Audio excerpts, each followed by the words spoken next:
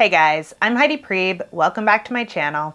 Today on this channel, we are talking about neediness. So what that means to be needy or to feel needy, particularly inside of a romantic relationship, and what we can do to start to, I want to say, dissolve or circumnavigate the times when we're feeling particularly needy. And the thing I want to make clear right away is that yes, we all have interpersonal needs. None of us can thrive or feel completely okay if we are living life completely on our own.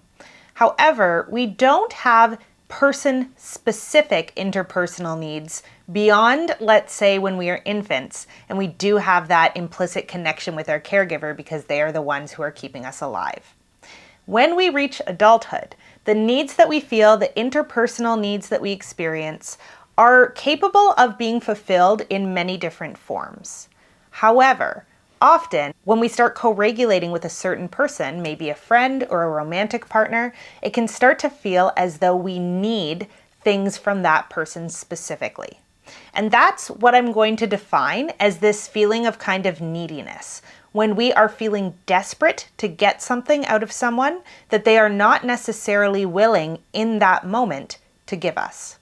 So that doesn't mean that this person is completely unwilling to meet any of our needs across the board. It just means that the way we're going to define neediness today is being in a moment of feeling desperate for something that we are not getting from a specific person. So maybe someone hasn't texted you back within a time frame that you think they should have, or that you would have liked for them to have texted you back within. You might be feeling needy in the moment, waiting for their message, as though you will not be able to change your emotional state until they do that highly specific thing that they're currently not doing, or something similar in the realm, right? Maybe they call you, maybe they show up at your door. But in any case, you feel as though you have a need for a specific action that is not being fulfilled by a specific other person. And today we're going to talk about how to work with that energy inside of relationships in the moment that it comes up. And this is very important. Neediness, like any temporary state, cannot be dealt with once and for all across the board. It needs to be worked with in each moment that we feel it. So to be less needy in relationships, what you need to do is learn to work with the feeling of neediness in the moment that it arises for you over and over and over again. And eventually, over a series of many instances where you work with this emotion, your overall state will no longer be particularly needy. Now, before we talk about exactly how to work with this in the moment, I want to talk about the kind of common piece of advice that I see people giving each other online about how to be less needy. And that piece of advice is learn to get your interpersonal needs met by other people. So instead of just focusing on your partner to fulfill all of your social and emotional needs, make sure you are also building out a life where you have community support, where you are close with friends, where you are emotionally intimate with other people. And I think that that is phenomenal advice. I think that if you have the capacity and ability to do that, it is likely to help you massively with feeling less needy across the board in particular relationships. However, that isn't the only solution, and it's also not the most achievable solution for a lot of people in the short-term future. So if you're someone who currently does not have an active community or social circle that you can turn to in the moments when you're feeling like you need that co-regulation kind of desperately, it can feel very hopeless. It can feel very out of reach to establish that circle. And so it might feel easier in the moment to go, well, since I don't have that, I'm just going to double down on trying to get my need met in this moment by this person. And so what I'm going to suggest here is that, well, yes, you absolutely should strive to have an active community of people you're close with for your own emotional, social well-being. It's also important to learn to be present in the moments that your needs are not getting met and work with that feeling of having an unmet need. I think that if there is anything we leave out of the discourse around emotional needs, it's the fact that we are not, I'm not going to say supposed to, because that's taking kind of a moralistic stance on it, but we are not going to have our needs perfectly met all the time in every moment. So the hack to find your way out of this game of chronically feeling panicked when you have a need that's going unmet is to learn to be present with yourself and okay in the moments when your needs are not getting met. So normally when we are feeling needy, what's happening is that we are kind of watching a movie of the future inside of our own minds, right? And we're going, I will be okay, I will feel okay and relaxed again in my body if this sequence of events that I'm imagining in my head happens exactly the way that I'm imagining it.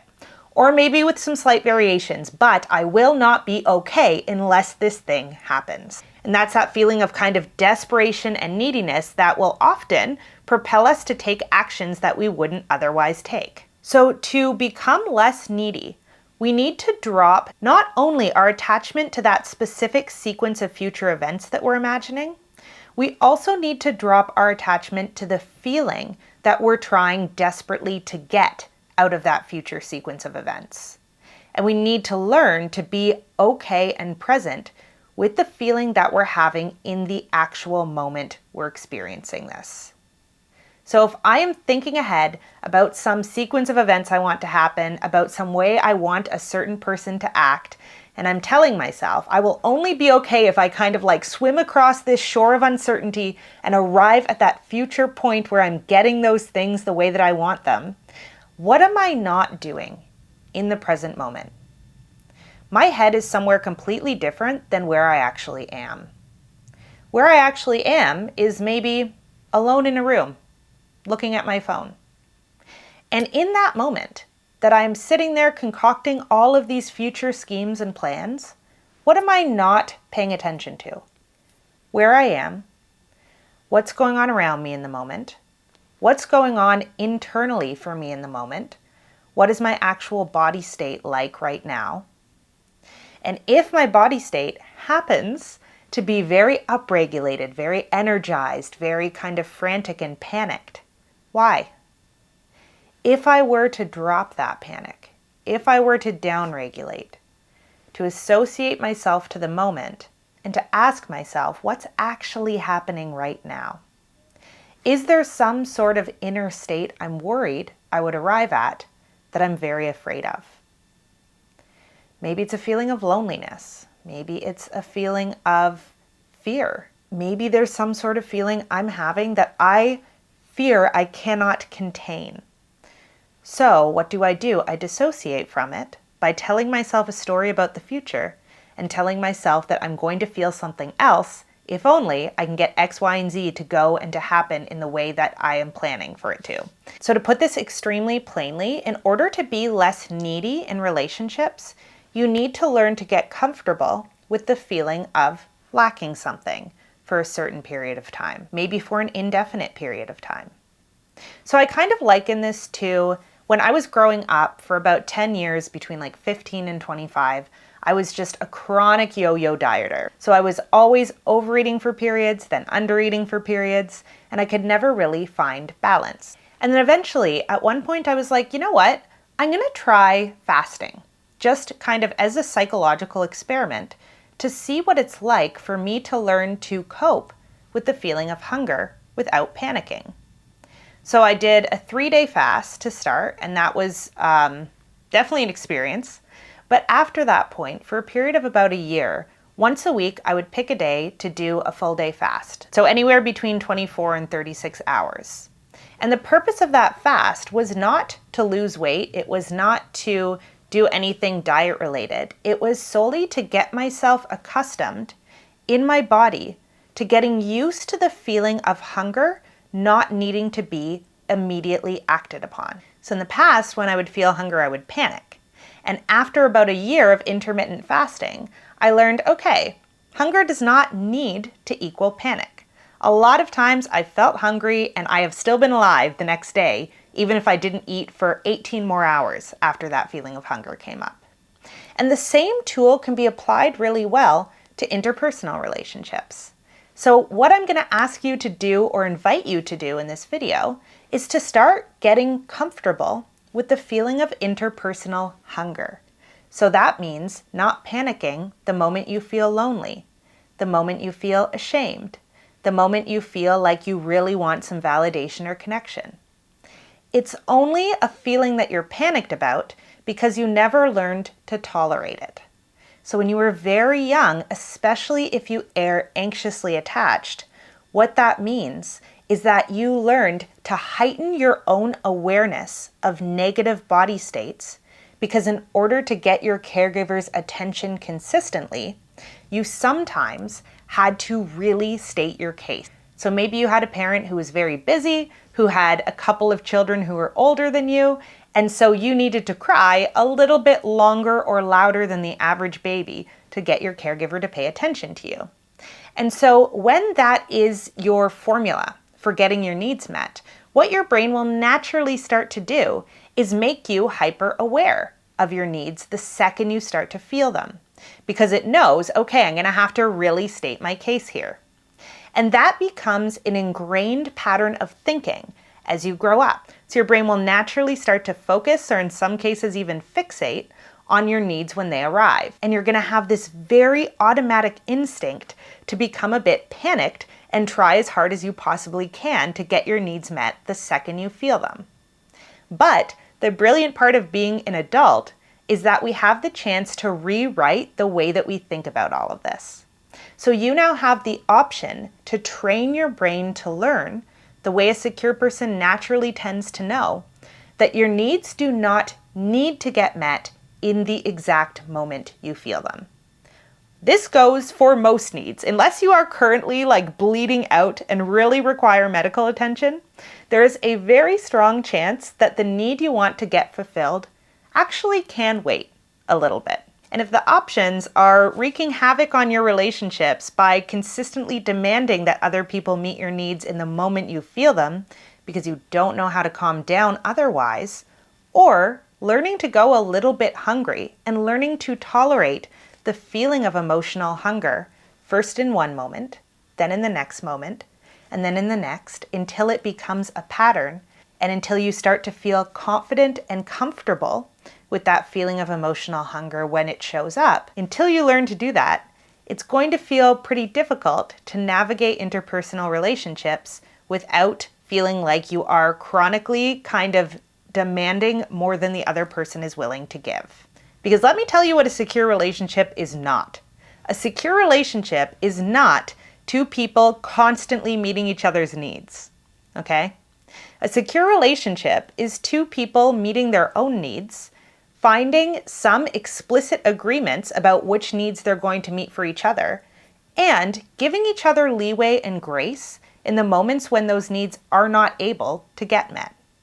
You will not ever find a relationship, no matter how harmonious, beautiful, secure, interconnected, where the other person is able to meet your needs 100% of the time.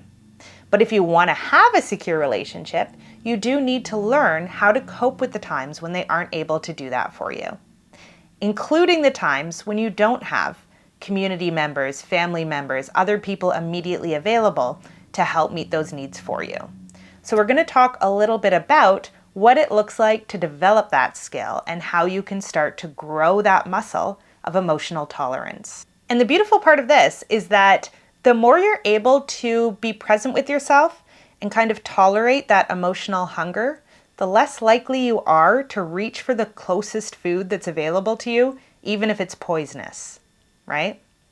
So when we learn to be comfortable feeling a little bit dissatisfied in some ways, and we teach ourselves to know that we're going to be okay if we don't have that need fulfilled for a little bit, what that means is that we're able to hold out until we find a healthy means of getting that need fulfilled. It's kind of like if it's 4 p.m. and I'm really hungry, but all I have on me is a chocolate bar. If I think I have to satisfy my hunger the second I feel it or else I'm going to die, then I'm definitely going to eat that chocolate bar. But if I know for a fact that in 2 hours I'm going to be home and I'm going to be able to cook a healthy meal for myself, and I'm going to be able to tolerate the feeling of being a little bit hungry until then, now I'm developing a pattern of being able to make healthier choices for myself. And the same is true when we're able to tolerate emotional hunger for longer periods of time. So the first step in this process is just making a commitment to ourselves to be present with ourselves insofar as we're able to in the moments where we feel a bit panicked and needy. So when we are watching that story in our head of the future and some action that we feel like we need someone else to take or else we will not feel okay, take a moment, associate yourself, and go, okay, what's actually going on in this moment? Where am I? What do I hear? What do I see? What do I taste? What do I smell? And what's going on in my body? Am I kind of shaking? Is my heart racing? And a lot of the time, all that we're really afraid of is the internal feeling state in our bodies, right? So sometimes when we're feeling something that we did not learn to contain in a healthy way when we're young, whether that is anger, whether that is sadness and grief, whether that is joy and excitement and anticipation, anytime we feel a feeling that we, at a young age, didn't learn kind of where the boundaries around it were, it's possible that we implicitly, automatically start looking towards other people to find and define those boundaries for us by kind of putting our emotion on them and then hoping that they're going to be able to find and define the edges around that emotion and hand it back to us. And in those moments, it's really important to just notice. Like, hey, I'm feeling this thing that feels really big and really huge in my body, and I actually don't really know how to handle that. But in this moment, I am handling it. In this moment, I can sit here and I can feel the intensity of all of that energy in my body, and look, I'm surviving. Still surviving. Maybe the emotion's even starting to change a little bit as I sit here and stay present with it. And for a lot of people, this can be kind of a revolution in your own self-concept, is realizing that all you're really afraid of is feeling and being present with certain states in your body that you're usually quick to dissociate from. And a lot of the time, those feelings are not as scary as we think they are, especially now that we're adults who have the ability to handle our own emotions in ways that maybe we didn't when we were little kids. So in these types of moments, first try to name the feeling. Maybe the feeling's not what you thought. Maybe you thought it was excitement, but actually it's shame that's present for you. Maybe the reason you were so thrilled at the thought of this person texting you back is because originally the feeling that came up in your body was some feeling of shame or self-disgust from something else that happened recently. And to try to get away from that feeling, your mind invented a story about what you need someone else to do. But actually, what if you just named that? I feel shame right now. I feel disgust. And just notice what that feels like in your body. It doesn't mean it's the truth about who you are. It just means it's what's coming up for you physiologically in this moment. And what you might want to do if this is a feeling that you usually don't have a way to contain, that maybe as a child you didn't learn how to work your way out of without help. Try to think of something you could do an hour from now, 10 minutes from now, if you can, that you know will change your state in some way. So whether that means going for a run around the block, whether it means arranging something to do in the evening with a friend, whether it means allowing yourself to take a nap, or whatever it is that you know will help you shift out of this emotional state in the future, that might help you be more present with it without panicking. And I want to be clear that this is a skill. So learning to be present with difficult emotions can be extraordinarily difficult, especially if you have some sort of trauma response or early wounding that has caused you to develop an ingrained pattern of dissociating from a particular feeling. So don't beat yourself up if this takes time and practice and patience. It would be bizarre if it didn't. But over time, with repeated practice, you're going to get better and better at tolerating these states when they come up and becoming aware of which types of emotions tend to trigger that needy externalizing response in you. So now you're able to not only tolerate the moments when they come up, but design your life more effectively so that those types of moments happen less and less for you. So the second tip I'm going to give about this is one that's a bit more immediate. So if you're really freaking out, really panicking, can't seem to get yourself settled in that state, ask yourself the question, how would I fulfill this need or fix the way that I'm feeling if I lived in a world in which this other person who I'm kind of desperate to do something specific for me did not exist? So what if a year ago that person had dropped dead? What would you do in this moment? What would you reach to for self-regulation? Which friends might you call? What activity might you do? If you did not at all have the option to try to get your needs met through this other person, what would you do? And what that does is it shifts your body into that kind of hyper-focused panicked mode into a more creative headspace. Because now you're accessing a different part of your brain, right? Now you're generating ideas. Now you're speculating. Now you're probably shifting into a more kind of open creative energy, which is the opposite of that narrow fixated energy.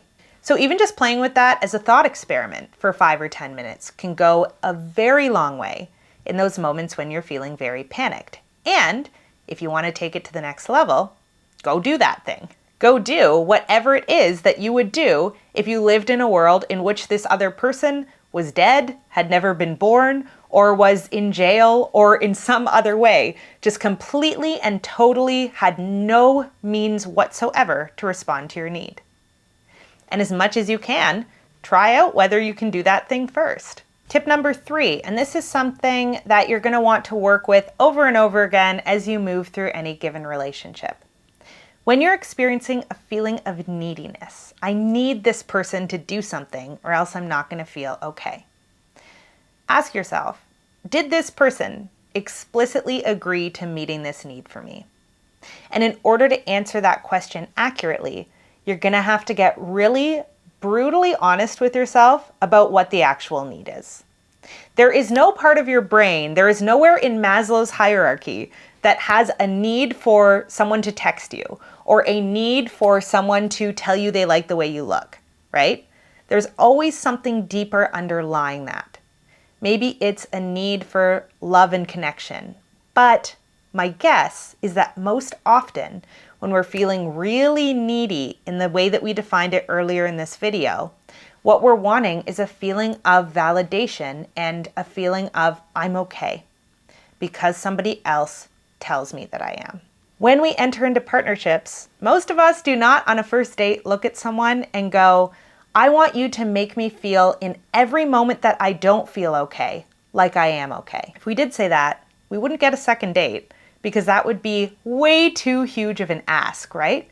That's asking someone to put us as their number one first priority above absolutely everything. And that is not a healthy relationship. That is a codependent relationship. So what we want to do is ask ourselves, did my partner agree to meet this need 100% of the time explicitly? Did they say to my face, I will always drop everything to attend to every feeling that you have in a given moment? If no, but I'm panicking and feeling like I want them to fulfill this need, am I willing to ask directly? Am I willing to tell them, hey, I really need you to drop everything 100% of the time when I'm feeling a negative emotion and help me fix that feeling? And if we would not ask that out of a partner, if we think that that sounds ridiculous or like we would sound crazy if we asked someone that, it's possible we have to acknowledge that we are putting too many of our needs into a given relationship. A really big point of contention I see, particularly in a lot of anxious avoidant pairings, is that one person comes into the relationship wanting to give and receive a lot of emotional support, but they've chosen a partner who really struggles to feel in touch with their own emotions and to understand how to feel in touch with other people's. So now you have this total mismatch of what two people are able or willing to offer each other, but both have expectations that are not getting fulfilled. And in those cases, the only real solution besides breaking up is getting really explicit and specific about what each of you are looking for out of the relationship and asking the other, are you willing to do that for me? And if so, how often-ish? And what are the exceptions? And so if you have that conversation and you find that what they're willing to offer is like 25% of what you need, then you have a couple of options, right? You can say, okay, that's fine. I'm going to take that 25% and then I'm going to find a way to get the other 75% of my needs in that area met in other ways. Or I'm going to learn how to tolerate not having that need met long term. Or you can negotiate a little bit. But the point of the matter is, the worst strategy you could possibly employ is just decide in your own mind which needs you want your partner to fulfill without ever asking them, and then get really panicked and try to manipulate the situation every time you find one of those needs is getting unmet for you. So this requires a little bit of a review of what your own needs, feelings, wants, priorities are, and checking in with yourself about whether or not you are choosing relationships that are able to live up to that, or whether you are kind of shooting yourself in the foot by choosing partners who are uninterested, unwilling, or incapable of fulfilling the needs that you want to have fulfilled. Step 4. This one's a little bit more specific, esoteric, but I really like it, and I try to use this quite a bit when I notice myself feeling needy. Sometimes we get in a pattern of people meeting the particular needs that we have in particular scenarios. And then the moment they can't meet those needs, or they're unwilling to, or they're just wanting some alone time that day, we get really upset because we feel like, okay, I've come to rely on you for getting this need met, and now I feel like you owe it to me, right? But again, unless there was an explicit agreement made, and a lot of the time, even if there was, people have off days where they're not able to attend to us in the ways that we want them to. And to love someone, we need to be able to acknowledge and make room for that. So what we need to do is to learn to not let the things that we appreciate about a relationship become an expectation if it's not, again, an explicit agreement. So I'll give you kind of an example of this. There was a period earlier this year where myself and my roommate, who is also my closest oldest friend, were both unemployed at the same time. So she was off work for a while. I'd just finished a degree and wanted to kind of take a couple months and just decompress, not do a whole lot. And so we ended up spending a ton of time together, and it was joyous. Like, this is one of my favorite people in the world. We had never had so much time that we got to spend together freely. And so I felt really happy, really at peace, like we developed a really strong capacity for co-regulation with each other. And then she got a job and went back to work full time. And the first day she went back to work full time, I was like, that's cool. I have so much alone time now. The second day I was like, oh, I'm kind of starting to miss my friend. And the third day I was like, damn, I resent her for having a job. I want her to come home and continue to meet my needs for connection and for laughter and for co-regulation because I've gotten used to that. So what I could have done is gone, hey, I need you to now spend X amount of time with me once you're done work every night so that my needs can continue to get met. I need you to check in with me during the day. I could have tried to force the old formula of this person being the person I go to with pretty much all of my co-regulation needs onto the new scenario, which would not have been a particularly fair way to approach it. So instead, what I had to do was go, hey, that was a wonderful 2 months we had. That was so phenomenal when the circumstances lined up in such a way that we were able to be totally present with each other, to spend so much time together, to meet so many of our interpersonal needs through each other. And now things have changed.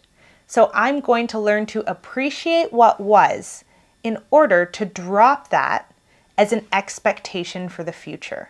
When we can look at the past and go, that was an incredible period of time, that was an incredible circumstance, that was an incredible 6 months of things feeling easy and effortless and fun with a new romantic partner or whatever it is, I'm going to be grateful for that, and I'm going to not expect the future to match the past. Then we can actually show up in the moment that we're in and go, okay, what's the situation now? Maybe something shifted. Maybe this person used to have more time and now they don't. Maybe they feel differently than they did. Where can we go with the truth of this moment? And then the truth of the next moment. Where can we go in each moment if we orient ourselves to the present instead of trying to force the past onto the present and the future? So it sounds kind of weird and counterintuitive, but in order to let the past go, we often have to appreciate just how grateful we are to have had it. And only when we're able to do that and go, wow, that was incredible, that was extraordinary, I so appreciated the experiences that I had with this person, but the exact way things were is over. So now it's a beautiful memory I have. And allowing it to take that new form as a beautiful memory allows me to look at the present moment and go, okay, what's here? What do I have left? And how do I want to work with that to build the best possible, most cohesive and most cooperative present that I can with this other person? The moment I accepted, okay, this friend can't meet all my co-regulation needs anymore, I started intentionally picking up some new activities and investing more and more in friendships that I was developing on the periphery of my social circle. And now those things are like the best part of my life. And none of that would have happened. None of those new connections would have grown and flourished if I had stayed stuck on the past and the way that things used to be. Instead of accepting where I was and going, I'm going to grow the seeds of my life wherever I happen to be planted in this moment. And tip number 5 for becoming less needy in romantic relationships, and I don't want to sound sarcastic when I say this, I really mean it, and it does really get lost as much as it's a cliche, you need to learn to find a way to like yourself if you want to feel less needy in romantic relationships. In a relationship of any kind, there's 3 kind of entities, right? There's the self, there's the other, and there is the we. So what happens when the two of you come together and the relationship that you form? When you like yourself, if you are in conflict with another person, or if there's a rupture in your relationship with another person, you get disconnected from the other. And temporarily, maybe the kind of bottom falls out from that construct of we. The world that you've created together is, for a period of time, inaccessible or not something that you're able to draw from in the way that you normally do. But if you like yourself, you still have that concept of the I. And the I and the truth of your experience can be that you feel really sad or that you really wish you had that relationship back. But it's not this feeling of kind of panic because you don't know who you are or how to orient yourself in reality without that relationship, right? When you don't like yourself and you have a rupture in one of your relationships that you're getting a lot of your self-esteem needs met through, what happens is not just that there's a disconnect from the other and a disconnect from the we, there's also a disconnect from the I, from the way that you see yourself as a person, which adds a humongous pressure to repair things, maybe before the relationship is actually ready for that repair, right? A lot of the time, relationships and other people need space to kind of breathe and air things out and return to the situation when both people are ready to work through it from a grounded place. But if you will not feel grounded until and unless your relationship is repaired, now that feeling of absolute desperation and neediness is going to come online. And so this is a long-term solution, but what I'm essentially saying here is if you don't want to feel needy anymore, if you don't want to feel desperate when something goes wrong in your relationship, which is different than feeling sad, right? Sadness is a kind of like grounded, present feeling.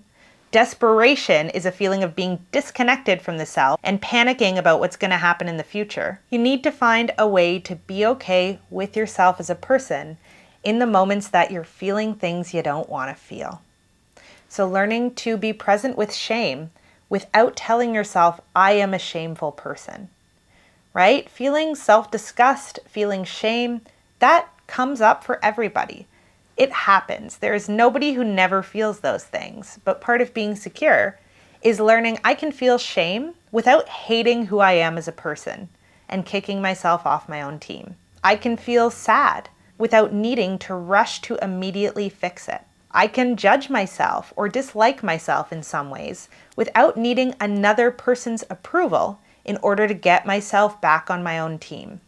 Sometimes it just means I need to make changes in the way that I'm living my life and showing up for myself that allow me to like myself more consistently. So long term, what we need to do is find a way to make our self-esteem rest on something that is a lot sturdier than someone else's connection to us.